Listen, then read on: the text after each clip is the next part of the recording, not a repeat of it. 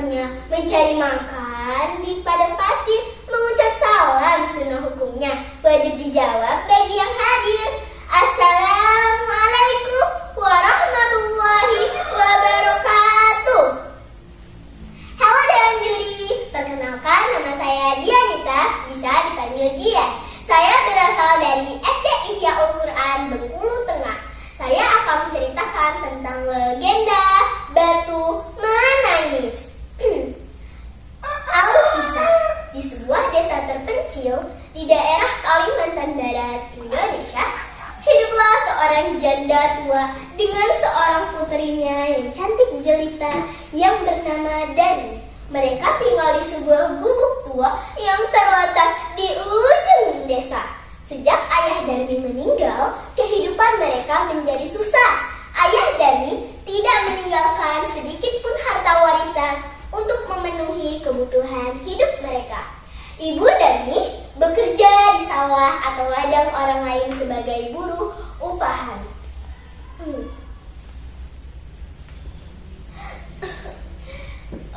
Nah, ayo temani ibu bekerja di sawah, ajak sang ibu. Tidak, Bu, aku tidak mau ikut ibu pergi ke sawah, jawab Dani menolak ajakan ibunya. Apakah kamu tidak kasihan melihat ibu, nak? Tanya sang ibu mengibah. Tidak, ibu saja yang sudah tua bekerja di sawah. Anak tidak mungkin lagi ada laki-laki yang tertarik pada wajah keriput ibu itu, jawab Dani dengan ketus. Mendengar jawaban anaknya itu, sang ibu tidak dapat berkata-kata lagi. Dengan perasaan sedih, ia pun berangkat ke sawah untuk bekerja. Sementara si Dani tetap saja tinggal di gubuk dan terus bersolek untuk mempercantik dirinya. Setelah ibunya pulang dari bekerja, Dani meminta uang upah yang diperoleh ibunya untuk membeli alat-alat kecantikan. Bu, mana uang upah itu? Seru Dani kepada ibunya. Jangan, uang ini untuk membeli kebutuhan kita hari ini, ujar sang ibu. Tapi Bu, bedaku itu habis. Aku harus beli yang baru, kata Dani dengan ketus.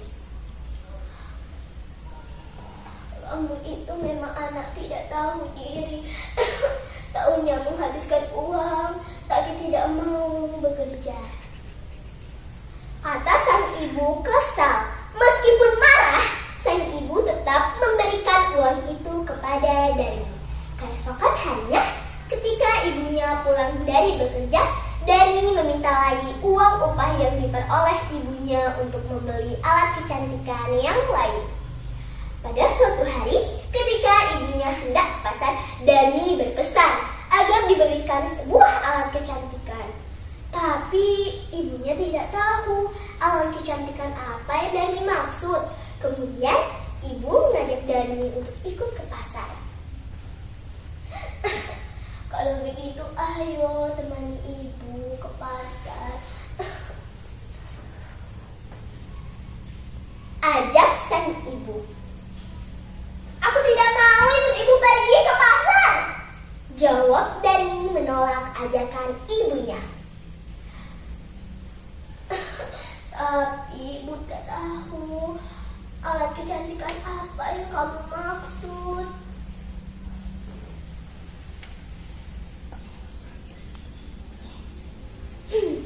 Namun setelah di desa, akhirnya Dani mau menemani ibunya ke pasar. Aku mau ikut ibu ke pasar, tapi dengan syarat ibu harus berjalan di belakangku, kata Dani kepada ibunya. Walaupun sedih, sang ibu tetap saja menuruti permintaan putrinya. Setelah itu, mereka pun berangkat ke pasar secara beriringan. Si Dani yang berjalan di depan, sementara sang ibu mengikuti dari belakang.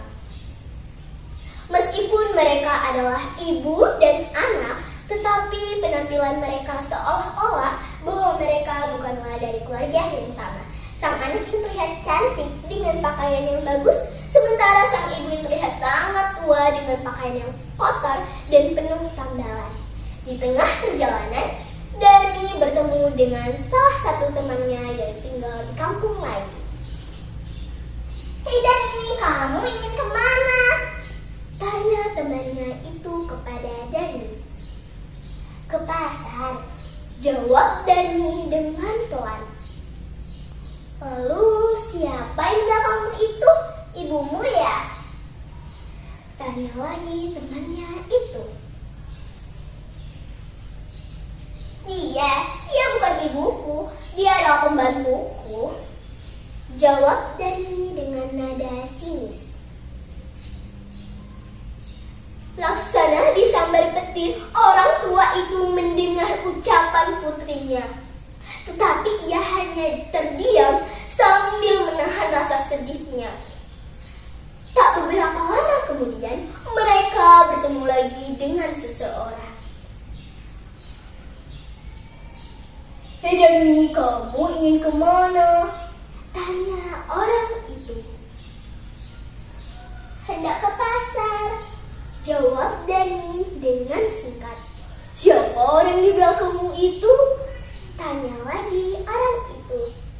"Dia adalah pembantuku," jawab Darmi yang mulai kesal dengan pertanyaan-pertanyaan itu. Jawaban yang dilontarkan Darmi membuat hati sang ibu semakin sedih. Maka kemudian ibunya duduk di pinggir jalan. "Bu, kenapa berhenti?" tanya Darmi heran. Namun sang ibu tetap saja tidak menjawab. Beberapa kali Darmi bertanya, sang ibu tetap saja tidak menjawab. Lalu Darmi melihat mulut ibunya yang komat kamit sambil mengadahkan kedua tangannya ke atas. "Bu, sedang apa?" tanya Darmi dengan nada membentak.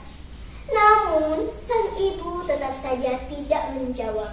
Ia terus berdoa kepada Tuhan agar menghukum anaknya yang durhaka itu. "Ya Tuhan, ampunilah hamba-Mu yang lemah ini. Hamba sudah tidak sanggup menghadapi anak hamba yang durhaka ini. Berikanlah ia hukuman yang setimpal." Doa sang ibu. Tiba-tiba langit menjadi mendung. Suara guntur mengguru memekak telinga. Hujan deras pun turun. Perlahan-lahan kaki Darmi berubah menjadi batu. Darmi pun mulai panik. Ibu, apa yang terjadi, Bu, dengan kakiku?" tanya Darmi sambil berteriak. Maafkan Darmi, Bu. Darmi tidak akan mengulanginya lagi," tanya Darmi yang semakin panik. Namun apa hendak dibuat? Nasi telah menjadi bubur. Gadis durhaka itu pelan-pelan berubah menjadi batu. Tidak berapa lama kemudian, langit menjadi terang lagi seperti sedia kala. Darmi telah menjelma menjadi batu. Oleh masyarakat, batu itu mereka beri nama Batu Menangis. Dan masih tetap dipelihara dengan baik hingga masih dapat kita saksikan hingga sekarang. Nah, teman-teman, pesan moral dari cerita ini adalah kita sebagai anak harusnya mengasihi ibu kita dan ayah kita sebagaimana mereka telah mengasihi kita dari kecil. Lebih dan kurang saya mohon pamit. Saya Dianita dari SDIP Ihya Al Quran Bengkulu Tengah mohon pamit. Wassalamualaikum